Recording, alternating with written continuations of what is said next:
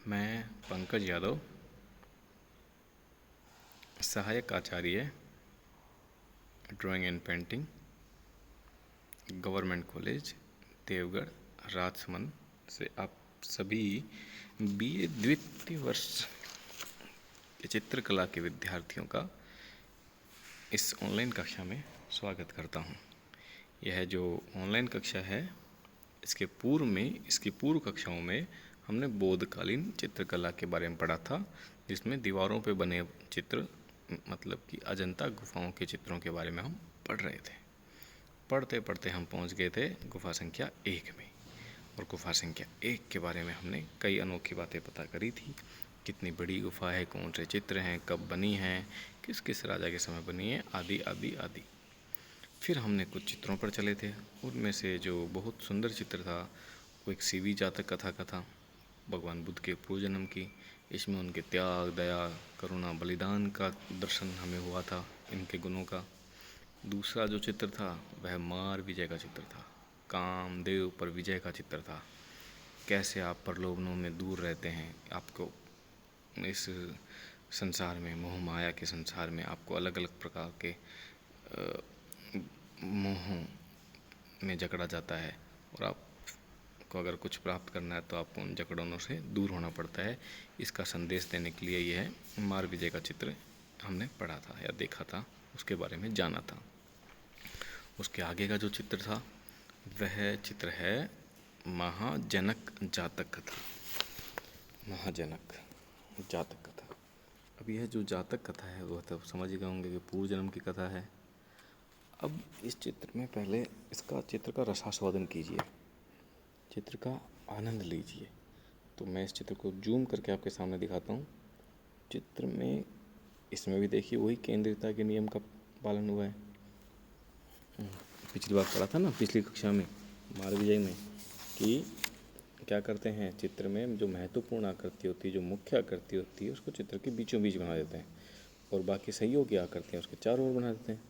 तो उसी से क्या होता है कि जो मुख्य आकृति है वो पता चल जाता है दर्शक को फटाफट कि भैया ये वाली आकृति मुख्य है। तो आपको भी यहाँ मेरे को बताने की आवश्यकता नहीं है, फिर भी आपको पता चल रहा होगा कि मध्य में एक पुरुष आकृति बैठी हुई है, और वह पुरुष आकृति किसी राजा की लग रही है, क्योंकि सिर पर मुकुट वगैरह हैं, सब कुछ है। और आसपास क्या है, बहुत सारी नारी आकृतियाँ उनके पास बैठी हुई है। नीचे एक पुरुष आकृति बैठी हुई है, और यह कोई भवन में बैठे हुए लोग लग रहे हैं, ठीक है, लग रहे हैं। और इन स्त्री आकृतियों की देह अलग अलग प्रकार की, या फिर उनकी मुद्राएं अलग अलग प्रकार की, और सारी स्त्रियां एकदम अलंकृत हैं, मतलब उच्च कुल की हैं, संभ्रांत की हैं। तो कुछ चीज़ है, कुछ बातें हैं जो आपके दिमाग में आ रही होंगी। तो वो चलिए हम कथानक पता कर लेते हैं, ठीक है। तो कथानक क्या है, फिर हम इस चित्र को देखने दोबारा आएंगे, एक बार कथानक पे भी गौर कर लें।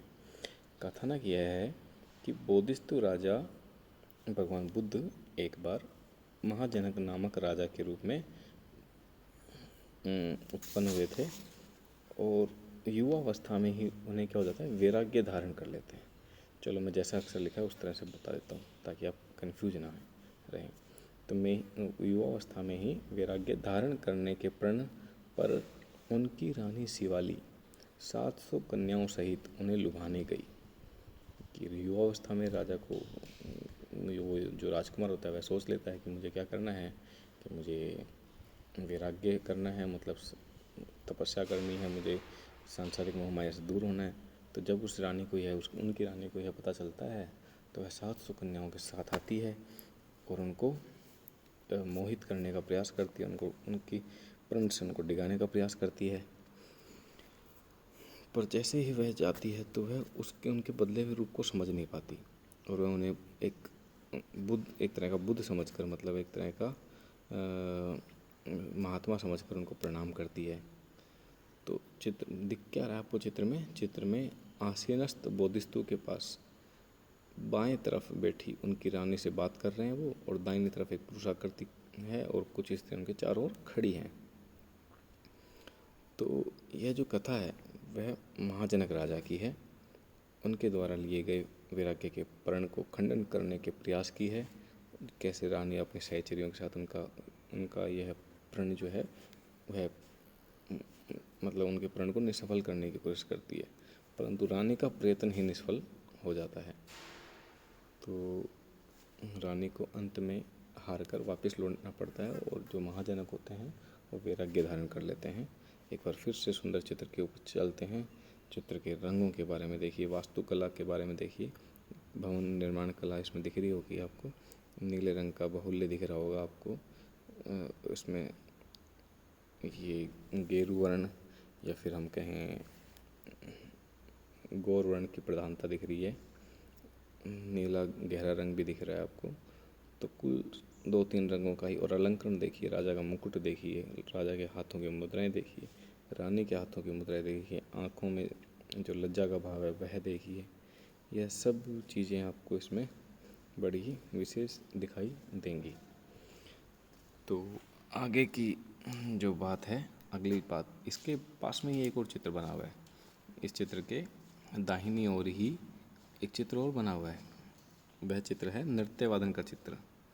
अब नृत्य वादन का चित्र वो इसी चित्र का एक हिस्सा है। यह रानी जो शिवाली होती, जो सामने बैठी हुई है, सम्मुख बैठी हुई है, वह क्या करती है, वह साथ में 700 स्त्रियों को लेकर आती हैं और वो सब कुछ ना कुछ कलाएं कर रही हैं, नृत्य कर रही हैं, गाना बजाना कर रही हैं, ताकि जो राजा है उस राजा को उसके प्रण से डिगाया जा सके। तो वो सारे कृत्य इस प्रकार के कृत्य ये रानी यहाँ कर रही है। चलो वो चित्र भी दिखा देते हैं आपको। ये देखिए, यह है वह चित्र, नृत्य वादन का चित्र। इसमें आपको मध्य में एक स्त्री जिसने पूरी बाह का कुर्ता पहना हुआ है, वह नृत्यरत मुद्रा में है या लयात्मक मुद्रा में घूमी हुई है। इसके चारों ओर कुछ स्त्रियां हैं जिनका ऊपरी भाग मतलब वस्त्रहीन है कुछ स्त्रियों का, और कुछ स्त्रियां यहाँ पे अलग अलग प्रकार के वाद्य यंत्र आपको बजाते हुए दिख रही हैं। तो इसमें क्या है चित्र में कि आप देखेंगे कि कुछ स्त्रियां, ये क्या है इनके हाथ में, बांसुरी। तो कुछ स्त्रियां बांसुरी के को बजा रही हैं और कुछ स्त्रियां मृदंग मतलब एक तरह का ढोलक बजा रही हैं, कुछ मंजीरे बजा रही हैं। तो अलग अलग कृत्य वो स्त्रियां यहाँ पर कर रही हैं। तो यह जो चित्र है यह महाजनक जातक कथा का ही एक चित्र है। तो इस चित्र के बारे में आपने देख लिया। ज़्यादा विशेष हम इस चित्र के बारे में बात नहीं करेंगे, बाकी आप खुद समझें कि इसमें केंद्रियता का नियम भी है, रंग बिरंगा भी है, अलंकरण भी है सभी। और एक और चीज़ आप देखना चाहें तो देख सकते हैं कि यहाँ स्त्रियों के जो जूड़ा है, स्त्रियों के जो बाल है, स्त्रियों के जो केस है, वो एक विशेष प्रकार से सज्जा, उनमें मतलब ये फूल लगाए गए हैं, ठीक है। तो इसे बोलते हैं केस सज्जा। तो यह जो केस सज्जा है ये अजंता चित्रों के और स्पेशल बात है, विशेषता है। अगर आपसे कभी पूछा जाता है कि बहुत बार पूछा जाता है, मतलब बहुत ही ये इसके अधिक चांस हैं कि आपके एग्ज़ाम में जब अजंता से जुड़ा कोई सवाल आएगा तो सबसे अधिक यही सवाल पूछा जाता है कि अजंता के चित्रों की विशेषताओं पर प्रकाश डालिए या उनकी व्याख्या कीजिए। तो उन विशेषताओं में आप एक विशेषता इन नारी आकृतियों की करेंगे। नारी आकृतियों के साथ एक अलग से पॉइंट बना सकते हैं जिसका नाम आप रखें केस सज्जा। तो यहाँ क्या है, नारियों को अलग अलग प्रकार के केसों की सज्जा बनाई गई, मतलब किसी में मांग बीच में है, किसी की मांग कैसे हैं, किसी के बालों में फूल बनाए गए हैं, किसी के बालों को वेणी मतलब कि चोटी के रूप में बनाया गया, किसी के बालों को गुथे हुए जूड़े के रूप में बनाया गया, किसी के बालों को खुले रूप में बनाया गया है, किसी के बालों में फूल की मालाएं लगी हुई हैं, गजरा लगा हुआ है, और किसी के फूलों के साथ मुकुट लगे हुए हैं, कुछ आभूषण लगे हुए हैं। मतलब एक तरह का कहते हैं फैशन, जिसको हम कहते हैं हमारी भाषा में, जो विविधता है वह इन चित्रों में दिखाई देती है। किसी भी प्रकार की विविधता हो, विशेषकर हम यहाँ साज सज्जा की बात कर रहे हैं। और मैंने आपको बताया था कि चालुक्य वंश के राजाओं के समय में अलंकरण अधिक हो गया था। तो अलंकरण यह अधिक हो गया, केस अधिक अच्छे से सजने लगे, छोटी छोटी बातें बढ़ गई। अब इसको लोग कहते हैं कला का पतन। कला का पतन क्यों? क्योंकि फिर जो दर्शक होता है, दर्शक का सारा ध्यान चला जाता है कहाँ पर? उन अलंकरणों पर। और जो प्रमुख विषय रहता है, जो प्रमुख तत्व रहते हैं, रेखा, रंग, रूप, इनसे उसका ध्यान हटक जाता है और अलंकरण पर ध्यान चला जाता है। तो वह चित्र की खूबसूरती का आनंद उस प्रकार से नहीं ले पाता जिस प्रकार से कि उसे लेना चाहिए, और वह सौंदर्य में अटक जाता है। चित्र की कला भावना में मूल आत्मा, कला चित्र की मूल आत्मा से वह दूर हो जाता है। जिस प्रकार